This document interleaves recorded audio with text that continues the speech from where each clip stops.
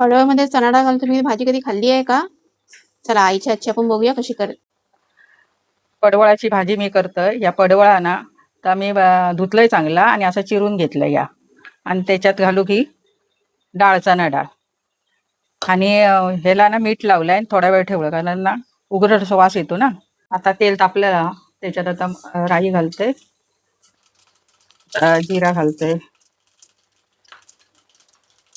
त्याच्यानंतर ह्या हिरव्या मिरच्या घालायच्या, हे लसूण घालायचे 2-4 पाकळी आणि ढवळून घ्यायचा.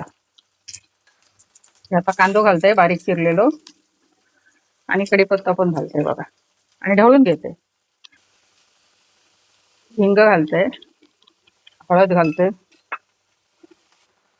ती चणा डाळ आहे ना भिजवलेली ती घालते. आता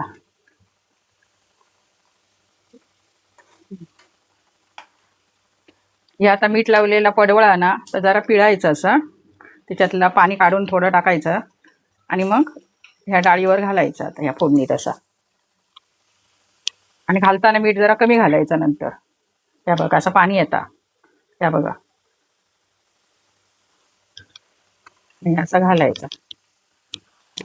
पडवळची भाजी ना पावसात चांगली चव येतात. गावाकडे आमच्या तर ही असतात अशी भाजी, पावसात तर मस्त चव येतात, म्हणून 2-4 दिवसांनी करतो आम्ही. करते ना हे, म्हणजे मांडव घालतो आणि ही भाजी तयार करतो.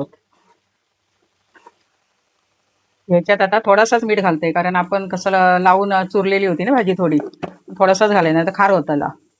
आणि आता मी वाफेवर शिजून घेतले पाणी ठेवून.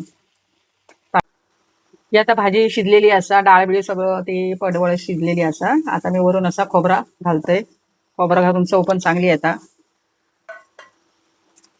आणि ही भाजी ना डब्याला पण बरी, आपली कामावर जातात ना लोक, त्यांना डब्यात द्यायला बरी आहे. भाजी सुकी असते ना, चवीला पण चांगली, चपात्यावर चांगली लागते. ही जर माझी रेसिपी तुम्हाला आवडली असेल तर कॉमेंटमध्ये सांगा. आणि आता ही थोडीशी आहे म्हणून मी घालते, नाही तर घालायची काय गरज नाही. खोबरा घातलेला हा. लाईक करा, शेअर करा, फॉलो करा. आपण पुढच्या रेसिपीला भेटूया.